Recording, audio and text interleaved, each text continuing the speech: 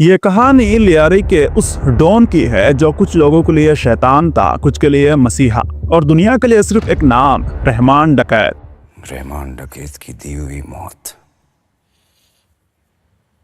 बड़ी कसाईनुमा होती है। हाँ, वही रहमान जिसने सिर्फ शक के आधार पर अपनी माँ को मारकर पंखे से लटका दिया था। मौत भी उसने दरिंदे वाले स्टाइल में दी, कसाई वाली, बेरहम वाली। फिर भी जब वो खून सनी हाथ लेकर घर से बाहर निकलता था तो लियारी की भीड़ उससे रहमान भाई, खान साहब, सरदार, रॉबिन हुड, मसीहा बोलकर सलाम करती थी। ये असंगति जितना अजीब लगता है, लियारी की जमीन उससे भी ज्यादा अंधेरा और खतरनाक थी। अपराध, राजनीति, गरीबी और लोकल माफिया का ऐसा मिक्सचर दुनिया में कहीं नहीं मिलता और इसी मिक्सचर से निकलता है रहमान डकैत। आज मैं ये कहानी सुना रहा हूँ क्योंकि धुरंधर फिल्म में अक्षय खन्ना उसका रोल प्ले कर रहे हैं, लेकिन फिल्म जो दिखाएगी रहमान की असलियत उससे 1000 गुना ज्यादा खतरनाक है। रहमान कोई आम क्रिमिनल नहीं था, वो एक ऐसा आदमी था जिसने लियारी में पैदा होकर लियारी को ही खून, लाशें और दर्द के कुआं में धकेल दिया। जब कराची फुटबॉल, गजल, मेहमान नवाजी और रोशनी के लिए मशहूर था,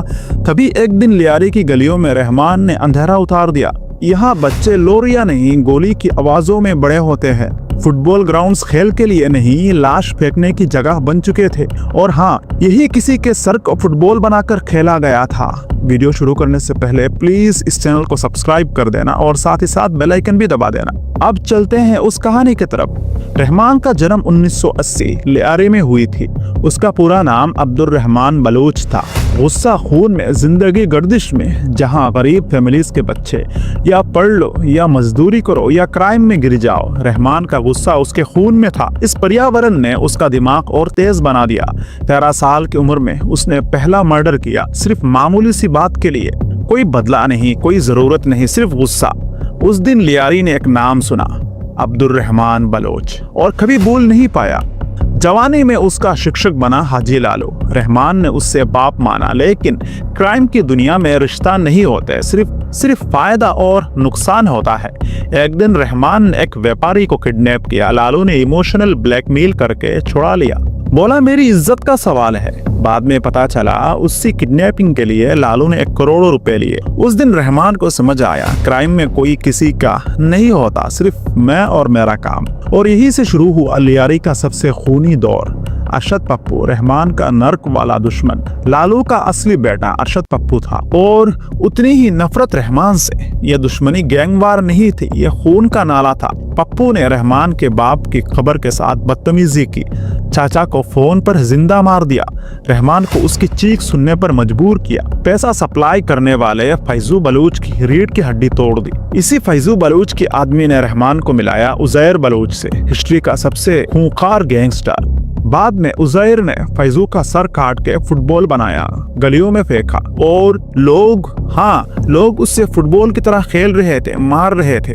उजैर शुरू में सिंपल बंदा था, पहले पुलिस से इंसाफ मांगा, नहीं मिला, फिर क्राइम की दुनिया में दस्तक दी और बाद में उजैर रहमान के दरवाजे पर आया। रहमान, पप्पू, उजैर, ये 3 नाम लियारी को 20 साल तक जलाता रहा, पर सबसे बड़ा नाम रहमान डकैत था। वो सिर्फ डॉन नहीं था, वो सिस्टम था। पर्चा, पानी, हफ्ता, रोड, टैंक, यहाँ तक खेला, सब उसकी हुकूमत से चलती थी। जितना लूटता था उतना बांटता भी था। इसलिए कुछ लोग उसे रहमान भाई या फिर रॉबिन हुड बोलते थे। गरीब उससे प्यार करते थे, अमीर डरते थे और पॉलिटिशियंस यूज करते थे। बेनजीर भुट्टो पर हमला हुआ, उनकी बुलेट प्रूफ गाड़ी का स्टीयरिंग पकड़ा हुआ था रहमान डकैत ने।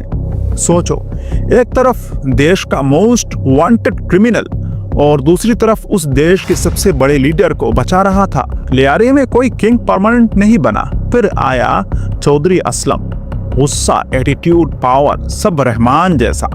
कई बार रहमान को पकड़ा, कई बार रहमान ने पुलिस को खरीद लिया। फाइनली एक एनकाउंटर में रहमान डकैत मार दिया गया। उसकी मौत की राख से 2 नए जानवर निकले, बाबा लाडला और उजैर बलोच। और फिर आई लियारी की सबसे डरावना मंजर। 2013 में अरशद पप्पू को उठाया गया, घंटों तक टॉर्चर किया गया, फिर सर काट के उस सर को गलियों में फुटबॉल की तरह खेला गया।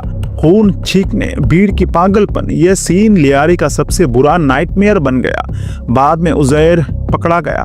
उसने कन्फेस किया वो ईरान की इंटेलिजेंस एजेंसी के लिए काम करता था। मतलब लियारी के डॉन सिर्फ क्राइम नहीं, स्पाई गेम में भी थे। आज लियारी शांत है, पर उसकी दीवारों में अभी भी रहमान की आवाज गूंजती है। किसी के लिए राक्षस, किसी के लिए मसीहा, और दुनिया के लिए एक ऐसा खूनी दरिंदा जिसकी कहानी किसी फिल्म से भी ज्यादा सिनेमैटिक थी। इसीलिए अक्षय खन्ना धुरंधर में रहमान का रोल प्ले कर रहे हैं। रहमान एक डॉन नहीं था, वो एक युग था, एक चेतावनी था, एक लाल खून में भीगा सच था। हीरो और विलन का फर्क कभी ब्लैक एंड व्हाइट नहीं होता, कभी कभी पूरा खूनी रेड होता है। यह था रहमान डकैत, यह थी उसकी लियारी की लाल कहानी। ऐसे ही और कहानी के लिए हमारे चैनल को सब्सक्राइब करना मत भूलना और साथ ही साथ बेल आइकन भी दबा देना। जय हिंद, जय भारत। और एक बात याद रखना, इनसे हीरोपंती मत सीखना, क्योंकि हर विलन का अंजाम वही होता है, मौत।